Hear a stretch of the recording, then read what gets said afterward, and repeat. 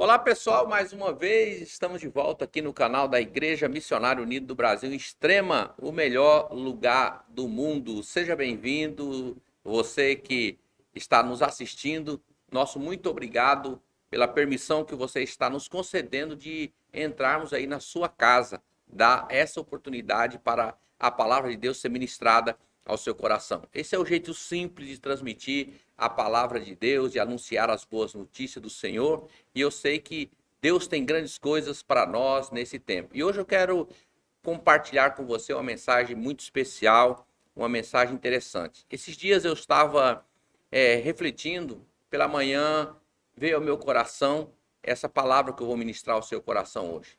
O tema dessa mensagem é esfriamento, um alerta do esfriamento. E muitas coisas estão acontecendo ao nosso redor. Esfriamento espiritual, o sintoma da nossa geração. Esse é o tema da nossa mensagem. Esfriamento espiritual, o sintoma da nossa geração. Então eu tenho essa compreensão, esse entendimento. E eu quero ler aqui um versículo da palavra do Senhor, quando o apóstolo Paulo, ensinando ao seu discípulo Timóteo, na sua segunda carta, no livro de 2 Timóteo, no capítulo 3, no verso de número 1, e diz assim: sabe, porém, isto, que nos últimos dias sobrevirão tempos difíceis, algumas bíblias dizem tempos penosos, pois os homens serão amantes de si mesmos, gananciosos, presunçosos, soberbos, blasfemos, desobedientes aos seus pais, ingratos, ímpios, e sem afeição, implacável, caluniadores, incontinentes, cruéis, inimigos do bem, traidores, atrevidos, orgulhosos, mais amigos dos eleitos do que amigos de Deus, tendo a aparência da piedade, mas negando-lhe o poder. Afasta também desses. Então o apóstolo Paulo, falando ao seu discípulo Timóteo a respeito dessas coisas que viriam a acontecer nos últimos tempos, que seriam dias difíceis, né? Então eu acredito que em toda época teve esfriamento. Em toda época nós tivemos esfriamentos espirituais. Em vários tempos nós sofremos isso, mas eu acredito que nós estamos vivendo um tempo muito difícil. E essa palavra, ela vem trazer ao nosso coração um alerta de esfriamento. Alguns sinais. O próprio Cristo diz que nos últimos dias, por aumentar a iniquidade, o amor vai se esfriar. E as pessoas estão perdendo esse relacionamento com Deus. Isso é muito perigoso. E eu quero compartilhar com você, nesse tempo que nos resta, compartilhar a respeito desta palavra. Esfriamento espiritual é um sintoma da nossa geração. Então diz assim, alerta número 1, dias difíceis. Nós acabamos de ler esse texto de Timóteo, capítulo 2, verso 1, capítulo 3, 2 Timóteo, capítulo 3, do verso 1 ao verso de número 5. Então é importante saber isto, Timóteo, que nos últimos dias vai ser muito difícil ser servo de Cristo. Isso é numa linguagem viva, da Bíblia viva. Nos últimos dias, Timóteo, vai ser muito difícil ser servo de Cristo. Difícil por quê? Porque nós estamos vivendo o tempo do esfriamento. E a partir do momento que o indivíduo começa a se esfriar, ele começa a negar a fé, ele começa a inventar desculpas para não praticar o evangelho. Então, Paulo explica por que esses dias seriam difíceis. Porque os homens seriam desobedientes, seriam mais amantes de si mesmo, mais amante do bem, dos prazeres, do que amigo de Deus, seriam traidores. Hoje nós estamos vivendo tempos complicados, tempos difíceis, onde a maldade tem imperado de uma forma terrível, onde você pode ver pessoas, que tiram a vida de outra pessoa simplesmente porque ele te pediu algo e você não tinha, e de repente ele acha no direito de tirar a sua própria vida. Então são dias difíceis, dias de esfriamento. E eu entendo que esses dias de esfriamento, eles não são simplesmente porque as pessoas se esfriam.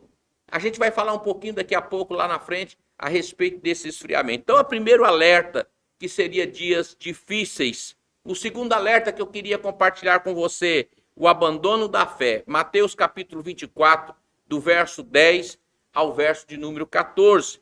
Né? No verso 10 diz: muitos de vocês vão abandonar a fé e trairão e odiarão uns aos outros. Quantas pessoas que têm abandonado a fé que você conhece?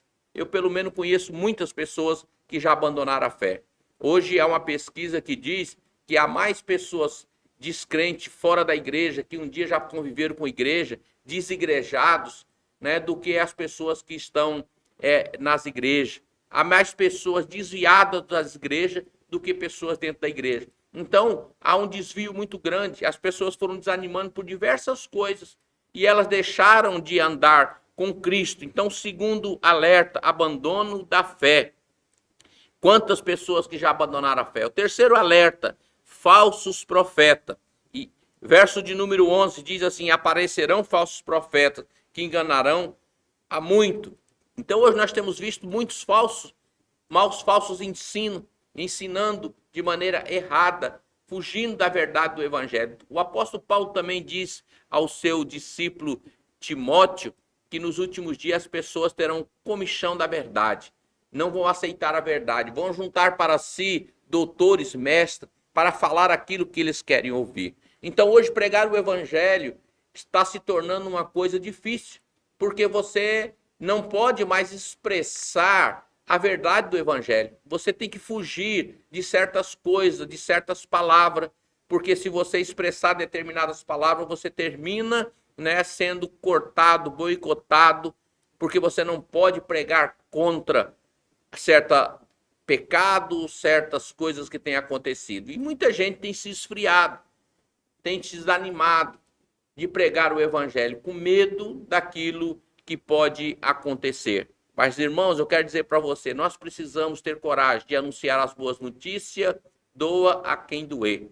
Você precisa alertar as pessoas, alertar a sua comunidade, que o esfriamento, que esse vazio de Deus tem afastado as pessoas da presença do Senhor. Outro alerta, né? Um quarto alerta para as nossas vidas, o esfriamento. O verso de número 11 do capítulo 24 de Mateus diz assim, e o verso número 12, o pecado aumentará por toda parte e esfriará o amor de muitos. O pecado aumentará, em algumas traduções diz por aumentar a iniquidade, o amor de muitos vai se esfriar. Eu acredito que esse amor não significa que você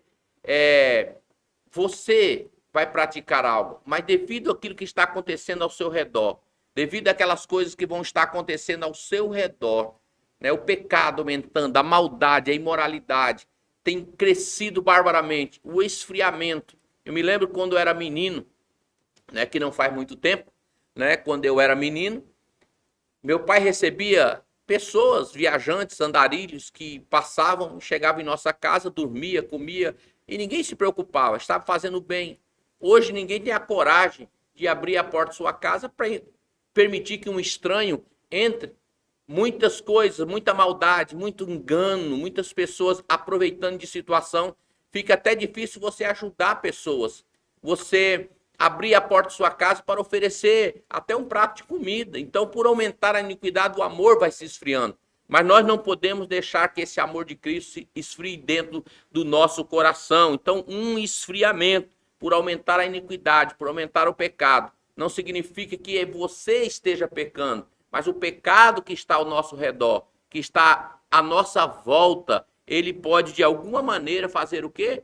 Esfriar o nosso coração. E de repente a gente não saber discernir o que a gente está falando, se é certo, se é errado, será que eu estou no caminho correto? E muitas dúvidas têm pairado sobre o coração de muitas pessoas. O verso de número 13 diz assim, mas aqueles que ficarem firmes até o fim serão salvos. Ou seja, nós não temos desculpa. O Senhor não nos deixou uma alternativa, dizendo, não, porque vai aumentar a iniquidade, o amor vai se esfriar, e tudo bem. Ele falou, mas aqueles que permanecerem até o final será salvo. Ou seja, é uma jornada, é uma caminhada.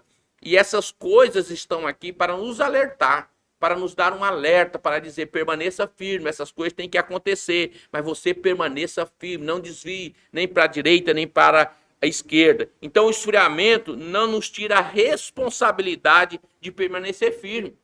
O fato de estar esfriando, o amor está se perdendo, a iniquidade está crescendo, não nos isenta da gente falar e viver o evangelho de forma prática. Naquele dia nós não vamos poder estar diante do Senhor e dizer: Senhor, aumentou o esfriamento, o pecado cresceu, então por isso eu desanimei.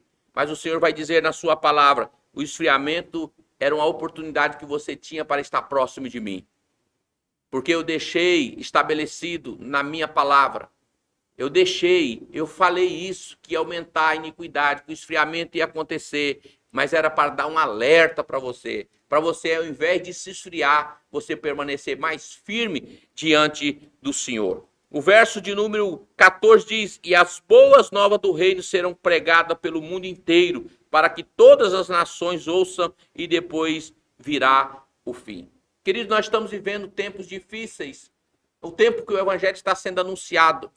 A palavra do Senhor, eu agora estou aqui transmitindo para você. Eu não sei quantas pessoas vão assistir essa mensagem, mas essa mensagem tem a capacidade de chegar a milhões de pessoas, a milhões de casas, a diversos lugares do mundo, a partir de um aparelho celular, a partir de uma câmera filmadora, a partir de um estúdio simples. A palavra pode anunciar, pode chegar a qualquer lugar.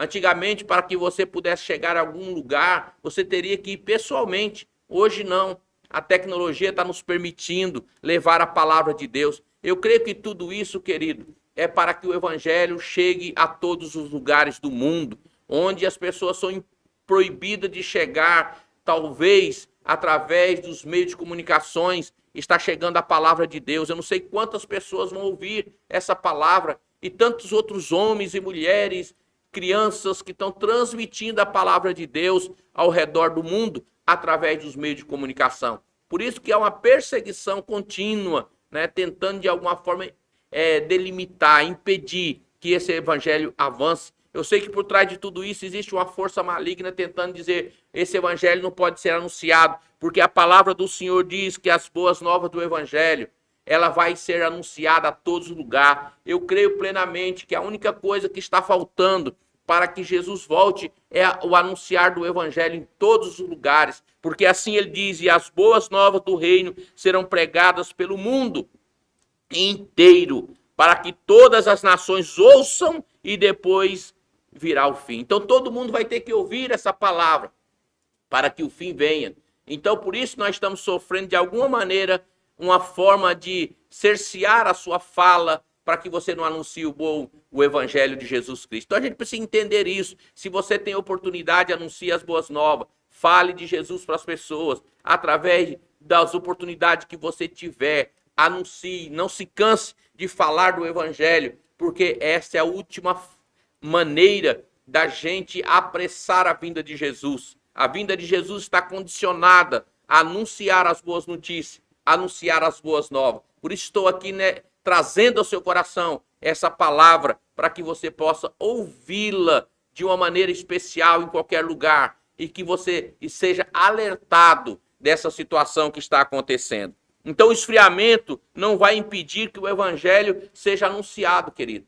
Então, muitas vezes, a pessoa: não, mas está tendo muito pecado, as pessoas estão desviando, as pessoas estão se afastando. Olha, o evangelho não tem muitos homens e mulheres anunciando, orando, intercedendo, anunciando as boas notícias dessa palavra. Então, o esfriamento não vai impedir que o evangelho prossiga na sua jornada. Em nenhum tempo houve um esfriamento e a palavra ficou inerte. A palavra foi anunciada, a palavra foi pregada, por isso chegou até os nossos dias, e nós não temos o direito de guardar essa palavra conosco e não anunciar as boas notícias. Então aproveite tudo que você tem, aproveite toda a oportunidade que você tem, todos os meios que você tenha, invista para que o evangelho seja anunciado. Então, quinto alerta: o perigo de perder a coroa da vida, querido. A gente tem que entender isso. Jesus disse: aquele que permanecer até o final. Ou seja, significa que alguém não vai permanecer. Muitas vezes nós olhamos e falamos: todo mundo vai receber a vida eterna. Jesus morreu por todos. Jesus morreu não por todos, mas para aqueles que o recebem. Ou a própria palavra do Senhor lá no livro do profeta Isaías, de Jesus derramou o seu sangue, né, para salvar a muitos. Ou seja, muitas pessoas não vão aceitar o sangue de Cristo. Muitas pessoas não vão aceitar o sacrifício de Cristo. Muitas pessoas não vão aceitar esse sacrifício. Então, para aqueles que não aceitam esse sacrifício, que levam na brincadeira, não tem valor o sangue de Cristo que foi derramado na cruz do Calvário. Então, o perigo de perder a coroa da vida. Apocalipse 3:11 diz: atenção, eu volto logo, guarda firmemente o que você tem, para que ninguém tome a sua coroa. Apocalipse 3:11. É possível perder a coroa da vida. É possível perder a vida eterna. Claro, é possível. A gente precisa terminar a nossa carreira. Muitas vezes nós pensamos na vida cristã como um ato só. O ato da vida cristã é um ato contínuo. Quando Jesus diz: eu sou a porta, eu sou o caminho, eu sou a verdade, eu sou a vida. Ao você entrar pela porta, não significa que a sua vida já está resolvida. Não significa que você já resolveu tudo. Não.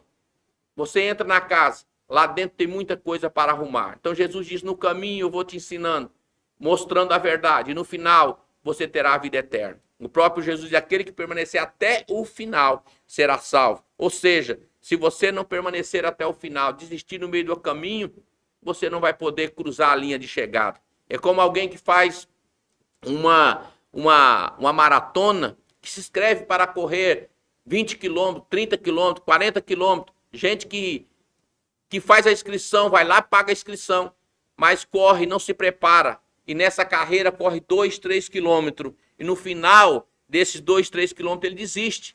Ele não cruza a linha de chegada. Ele fez a inscrição, mas o nome dele só está escrito daqueles que terminaram a linha de chegada, que passaram. Não importa se ele gastou 2 horas, 3 horas, 4 horas, 5 horas, mas quem cruza a linha de chegada tem o direito de ter o seu nome escrito no livro da Bíblia, da vida. Eu creio isso, eu creio nisso e sei que Deus é fiel para com isso. Então, atenção, ou seja, a coroa da vida pode ser tomada, né? O esfriamento precede a queda. Sintoma de alguém que se esfria. Quais sintomas, pastor, de alguém que se esfria? De alguém que está se esfriando? Alguns sintomas: perca do interesse pelas coisas do reino. Quando você vê uma pessoa, né, perdendo o interesse pelas coisas de Deus, é um sinal que ela está se esfriando. Por exemplo, leitura bíblica. As pessoas não querem mais ler a Bíblia, né? Elas começam a se negligenciar.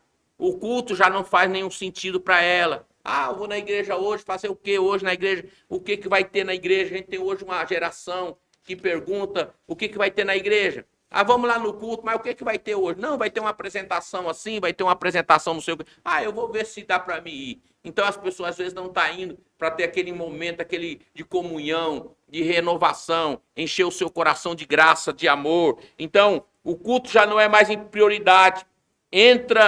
Entre o culto e o aniversário, entre o culto e o casamento, entre o culto e ir na casa do irmão, né, o seu trabalho, entre o culto a gente começa a fazer essas prioridades, trocar, né, entre o culto e o aniversário. Não, eu vou para o aniversário porque culto eu tenho toda semana, né? Eu vou para tal lugar.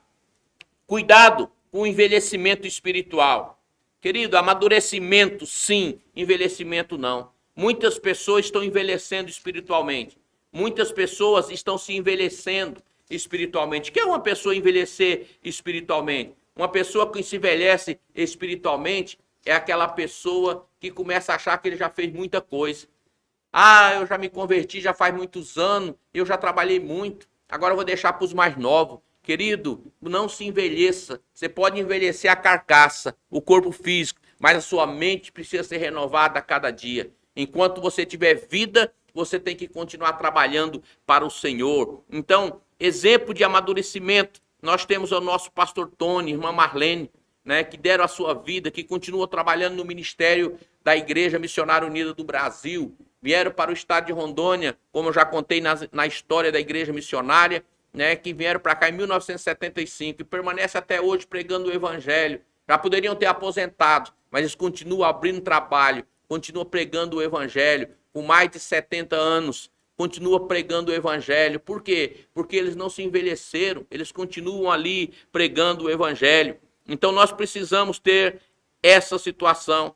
Conheci muitas pessoas na igreja, nesses 27 anos, vivendo ao lado de Cristo. Muitas pessoas boas, com muito talento, que envelheceram na fé, que abandonaram a fé, que hoje você olha para elas e elas desistiram, acabaram a sua carreira. Então nós precisamos ter aquela mesma fé que teve Caleb, que apesar de 40 e tantos anos andando ao lado de Josué, mas quando ele chega lá naquele final, ele fala: essa terra me pertence, me dê, eu estou com a mesma força, com a mesma determinação, como se fosse hoje, eu vou subir lá. Você pode ler essa história lá em Números, né? Em Josué 14, 6 a 13, você vai encontrar essa palavra que vai mudar a sua vida, né? Então, muitas vezes nós precisamos entender essa questão. Certa vez Jesus foi questionado a respeito do porquê fazer certas coisas no sábado.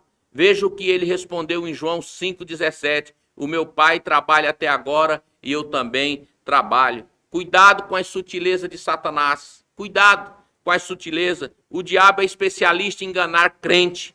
Ele vai aproveitar a circunstância para colocar dúvida no coração. Na maioria das vezes vai usar perguntas ou alta afirmação. Por exemplo, lá no Éden, vocês podem comer de tudo no jardim? Ele pergunta. Perguntas. Jesus foi tentado: se tu és filho de Deus.